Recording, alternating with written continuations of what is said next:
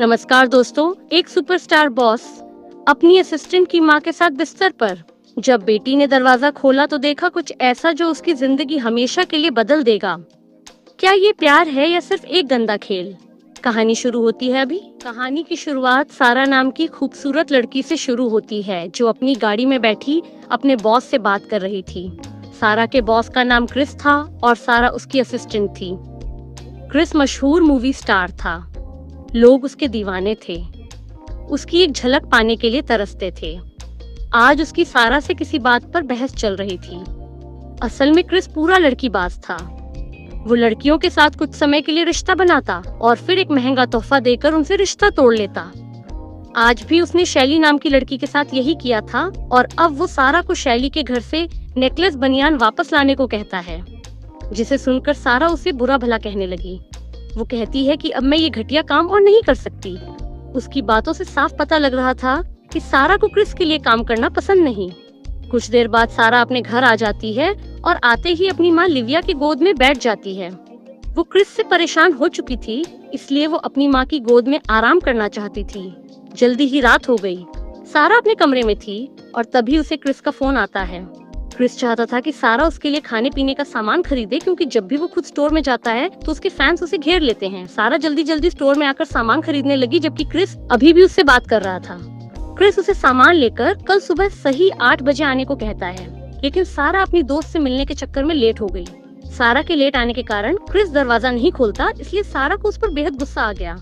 वो दरवाजे पर चढ़कर जबरदस्ती क्रिस के घर में घुस जाती है और अंदर आकर क्रिस से कहती है कि मैंने तुम्हारा सारा सामान ला दिया है, लेकिन अब मैं सच में तुम्हारे साथ काम नहीं कर सकती। वो अपना सामान समेटने लगी। क्रिस उसे रोकने की कोशिश करता है, लेकिन सारा नहीं मानती। असल में क्रिस पूरा दिन सारा से फालतू के काम करवाता रहता था, इसलिए वो नौकरी छोड़कर जा रही थी।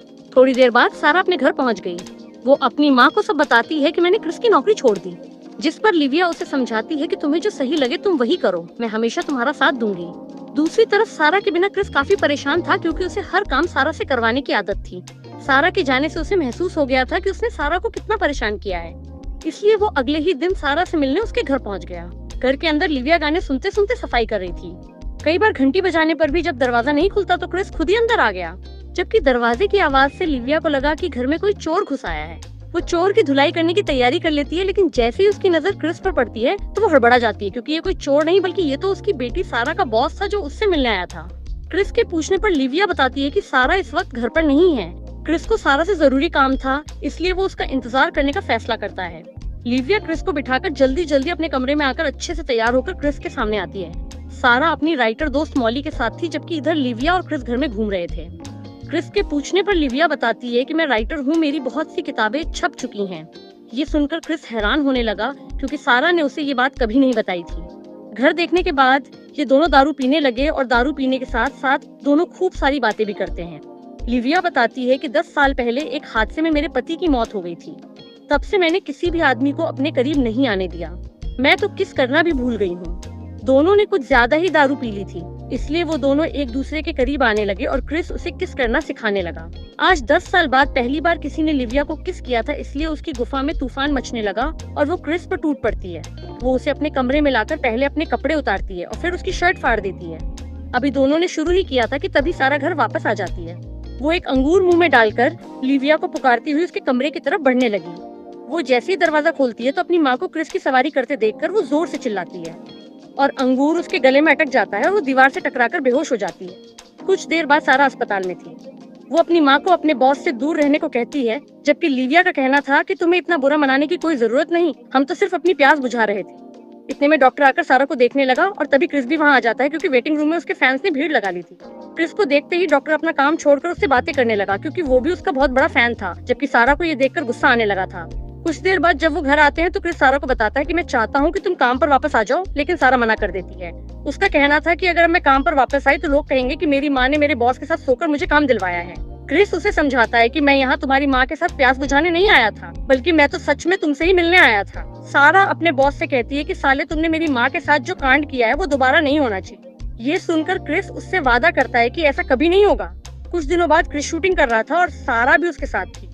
उसी रात को लिविया नई किताब पर काम कर रही थी और इसी बीच उसे क्रिस का मैसेज आता है। वो लिविया से मिलना चाहता था, लेकिन लिविया मना कर देती है। क्रिस कहता है कि मैं सिर्फ तुमसे बात करना चाहता हूँ। ये सुनकर वो मान गई और अच्छे से तैयार होकर क्रिस से मिलने पहुंच गई। सारा मॉली के साथ क्रिस की स्क्रिप्ट पर काम कर रही थी, जबकि इधर लिविया क्रिस के साथ एक होटल के कमरे में थी। दोनों एक दूसरे से वादा करते हैं कि उस दिन जो हुआ वो दोबारा नहीं होगा। दोनों अपनी अपनी गर्मी को भी शांत रखने का वादा करते हैं। खाना खाने के बाद ये लोग दारू पीने लगते हैं और दारू पीते पीते दोनों के बदन में आग लगने लगी, जिसके बाद दोनों अपना वादा भूलकर फिर से शुरू हो जाते हैं। देखते ही देखते क्रिस ने लिविया की गुफा में धमाके करने शुरू कर दिए। देर रात को जब लिविया अपने घर वापस आती है तो उसे सारा मिलती है। उसके पूछने पर लिविया बताती है कि मैं क्रिस के साथ खाना खाने गई थी। सारा कहती है कि सिर्फ खाना ही खाया या फिर कुछ और भी किया। ये सुनकर लिविया उसे समझाने लगी कि क्रिस अच्छा इंसान है, तुम ही उसे गलत समझ रही हो। इतना कहकर वो अपने कमरे में आ गई और अपनी सास को फोन कर क्रिस के बारे में बताने लगी। वो उसे सारा के बारे में भी बताती है कि उसे क्रिस पसंद नहीं, क्योंकि वो उसका बॉस है। लिविया की सास उसे समझाती है कि अगर तुम्हें क्रिस पसंद है तो तुम्हें किसी को सुनने की जरूरत नहीं, अपनी सास से बात कर। लिविया को काफी अच्छा लग रहा था और उसने क्रिस के साथ आगे बढ़ने का फैसला भी कर लिया था। दोनों एक दूसरे से प्यार करने लगे थे। दोनों पूरा दिन साथ ही रहते, एक दूसरे के साथ खूब मस्ती करते और मौका मिलने पर अपनी गर्मी भी शांत करते। दोनों एक दूसरे से बेहद खुश थे, जबकि सारा को अब भी अपना बॉस पसंद नहीं था। इसी बीच एक शाम सारा को पता चलता है कि लिविया क्रिस के लिए स्क्रिप्ट लिख रही है। ये देखकर उसे अपनी माँ पर बेहद गुस्सा आने लगा, क्योंकि लिविया ने उसे इस बारे में कुछ नहीं बताया था। उधर लिविया क्रिस के साथ एक पार्टी में आई हुई थी। सारा भी तैयार होकर पार्टी में पहुंच गई और लिविया से बहस करने लगी। उसे समझाने की कोशिश करती है, लेकिन सारा का गुस्सा तो 7वें आसमान पर था। वो लिविया की कोई बात नहीं सुनना चाहती थी। जब क्रिस सारा को समझाने की कोशिश करता है तो सारा उसे भी बहुत भला बुरा कहने लगती है। इस वक्त सारा का दिल कर रहा था कि वो गोली मारकर क्रिस की जान ले ले, क्योंकि सारा को लगने लगा था कि क्रिस के आने से लिविया उससे दूर होने लगी है। सारा की बातें सुनकर लिविया को भी गुस्सा आ जाता है और वो भी उसे बुरा भला कहने लगती है, जिसके बाद सारा अपना घर छोड़कर अपनी एक सहेली के घर रहने आ गई। दूसरी तरफ लिविया क्रिसमस मनाने अपनी सास के घर आ गई थी। कुछ ही देर बाद सारा भी अपनी दादी के घर आ गई ताकि पूरा परिवार मिलकर क्रिसमस मना सके। सारा अभी भी लिविया से नाराज थी। वो अपनी दादी को बताती है कि क्रिस अच्छा आदमी नहीं है। ये सुनकर उसकी दादी उसे समझाती है कि लिविया ने तुम्हारे पिता की मौत के बाद अपने बारे में कभी नहीं सोचा। उसने हमेशा सिर्फ तुमसे ही प्यार किया है। अगर आज उसे क्रिस से प्यार हो गया है तो हमें उसकी खुशी में शामिल होना चाहिए। इसी बीच सारा की नजर लिविया पर पड़ती है, जो क्रिस का स्वागत कर रही थी। रात को पूरा परिवार साथ मिलकर खाना खाने लगता है। लिविया की सास को भी क्रिस पसंद आता है और क्रिस भी उनसे मिलकर काफी खुश था। खाना खाने के बाद दोनों सास बहू बैठकर बातें करने लगती हैं। लिविया बताती है कि सारा का बाप मुझसे तलाक लेना चाहता था, क्योंकि उसका किसी और के साथ चक्कर चल रहा था। लेकिन तलाक लेने से पहले ही उसकी मौत हो गई और उसके चक्कर के बारे में किसी को कुछ पता नहीं चला। क्रिसमस मनाने के बाद अगले ही दिन ये लोग वापस जाने लगे। जब सारा क्रिस की गाड़ी में सामान रखने लगती है तो उसे गाड़ी में वही तोहफा मिलता है जिसे देकर क्रिस लड़कियों से ब्रेकअप करता था।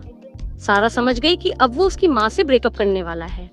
पहले तो सारा कुछ नहीं बोलती, लेकिन जब वो सभी लोग घर वापस आ जाते हैं तो सारा से रहा नहीं जाता और वो लिविया को तोहफा दिखाकर बता देती है कि क्रिस जब भी ब्रेकअप करता है तो लड़की को यही तोहफा देता है और अब ये तुम्हारे साथ भी वही करने वाला है। लिविया को सारा की बात पर यकीन हो जाता है और वो क्रिस को अपने घर से जाने को कह देती है। कुछ दिनों बाद नया साल था, लेकिन कोई भी खुश नहीं था। इसी दौरान सारा क्रिस से मिलने उसके घर आती है। यहाँ क्रिस उसे बताता है कि मैं तुम्हारी माँ से ब्रेकअप नहीं करना चाहता था, मैं तो उससे बहुत प्यार करता हूँ। वो तोहफा तो शैली ने वापस कर दिया था और मैं उसे गाड़ी से निकालना भूल गया था। सारा भी समझ गई थी कि क्रिस अच्छा इंसान है और वो सच में उसकी माँ से बहुत प्यार करता है, इसलिए उसका मूड ठीक करने के लिए वो उसे एक स्टोर में ले आती है। दूसरी तरफ सारा की दादी लिविया को लेकर स्टोर में पहुंच जाती है। जैसे ही लिविया अंदर आती है तो उसकी नजर क्रिस पर पड़ती है और दोनों एक दूसरे को देखकर हैरान होने लगते हैं। असल में ये सब तो दादी पोती की योजना थी ताकि वो लिविया और क्रिस को मिला सकें। सारा अपनी गलती के लिए दोनों से माफी मांगती है और वहाँ से चली जाती है। कहानी के आखिर में लिविया भी क्रिस को माफ कर देती है और इसी के साथ इस कहानी का यही अंत हो जाता है।